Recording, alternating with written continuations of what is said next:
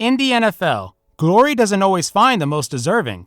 Every season, one player lifts the MVP trophy, but for every name engraved on it, there's another who played just as brilliantly and walked away empty-handed. Sometimes it's timing, sometimes it's politics, and sometimes it's just cruel fate. These are the stories of the greatest seasons that didn't win the MVP award.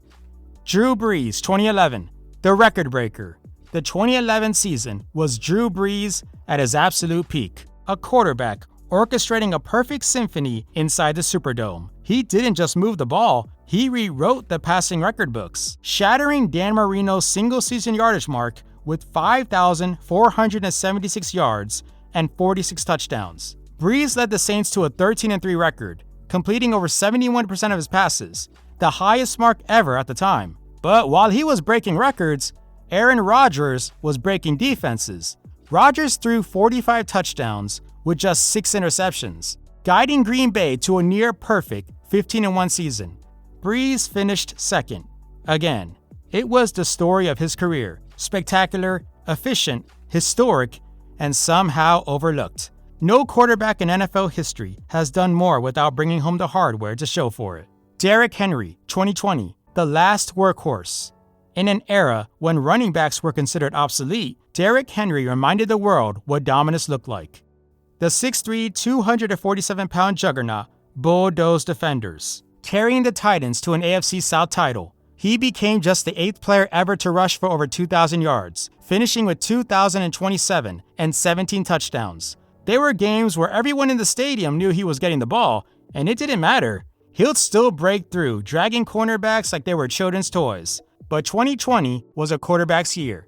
Aaron Rodgers threw 48 touchdowns with surgical precision, and Henry's Herculean effort was relegated to second place in the voting. In a pass-happy league, Henry gave fans something different and proved that power, patience, and punishment could still define greatness. Randy Moss, 2007, Mossed.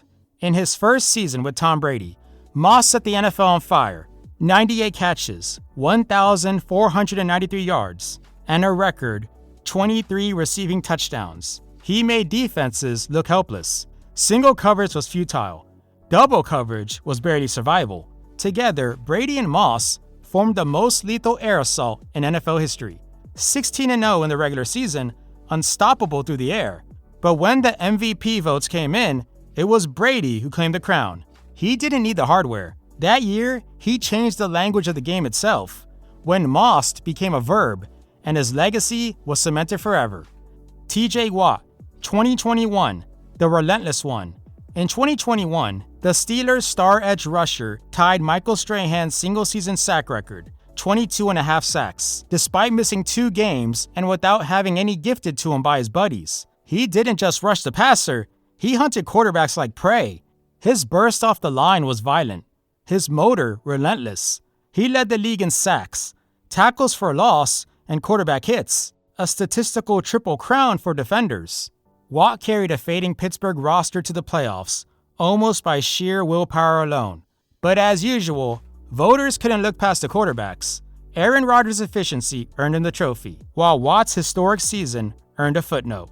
Still, no defender since his brother J.J. Watt had altered games so completely. In 2021, TJ wasn't just part of the defense, he was the defense. Calvin Johnson, 2012, Megatron's masterpiece. They threw everything at him. Safeties over the top, corners underneath, help from every angle. But in 2012, nothing could stop Calvin Johnson.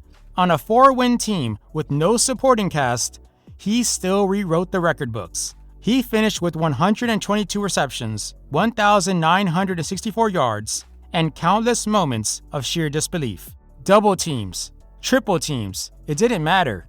Johnson broke Jerry Rice's single-season receiving record and made cornerbacks look like practice dummies. And yet his brilliance went unrewarded.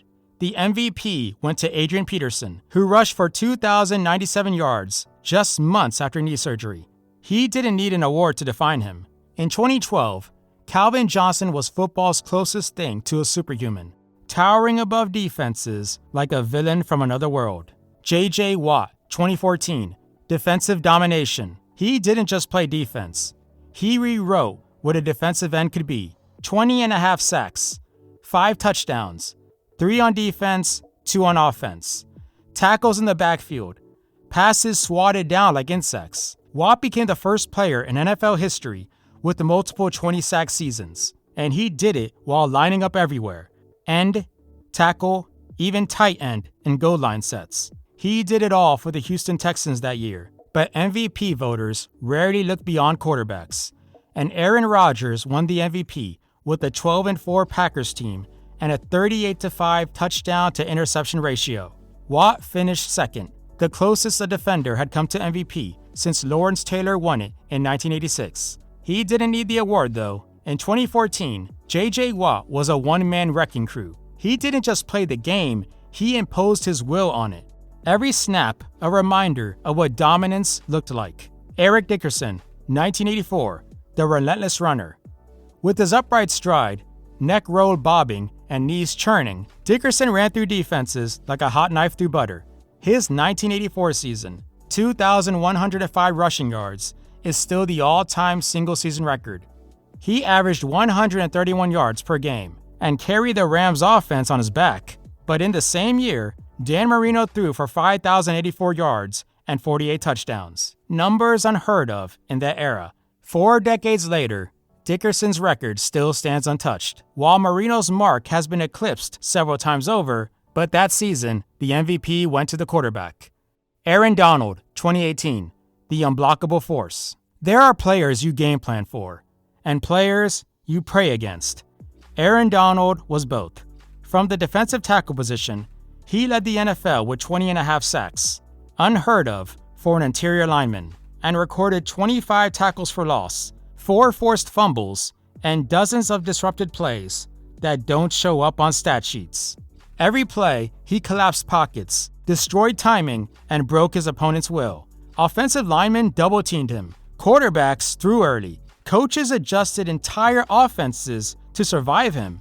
But 2018 was Patrick Mahomes' breakout year. 50 touchdowns, 5,000 yards, and a revolution in offense. Donald finished third in MVP voting, but his dominance was undeniable. Cooper Kupp, 2021, the Triple Crown. In 2021, Cooper Kupp didn't just catch passes, he caught history. 145 receptions, 1,947 yards, 16 touchdowns. He became only the 4th player ever to win the receiving Triple Crown, leading the league in receptions, yards, and touchdowns. Kupp was the quiet assassin in Sean McVay's offense, precise in route, impossible after the catch, and unstoppable in rhythm. His connection with Matthew Stafford turned the Rams into an offensive juggernaut. When the season ended, Kupp didn't just lead the league statistically, he led the Rams to a Super Bowl victory, earning Super Bowl MVP honors. But the regular season award went to Aaron Rodgers, again. In an era of flash, Kupp's dominance was built on discipline, not spectacle.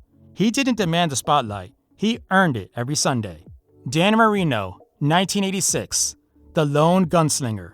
The Dolphins struggled. The running game vanished. The defense leaked points, but Dan Marino kept firing every week.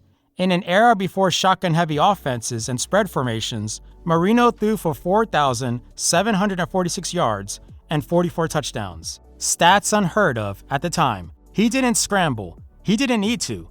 The ball was gone in under 2 seconds. His release was a weapon, his arm a cannon, and his vision unrelenting. But that same year, Lawrence Taylor had one of the greatest defensive seasons ever and became the first defender in decades to win MVP. Marino didn't win. He didn't complain. He just kept throwing. His 1986 campaign was so dominant that even his non-MVP year outshines most quarterbacks' best. His 1986 season wasn't just dominant, it was prophetic. While everyone else was playing football's past, Dan Marino was already playing its future. In football, awards fade, records fall, but greatness, true greatness, lives in the plays that outlast the awards. These weren't just seasons, they were statements from men who changed the game without needing a trophy to validate their accomplishments. Because not every legend stands on a podium. Some simply stand by the memories they created.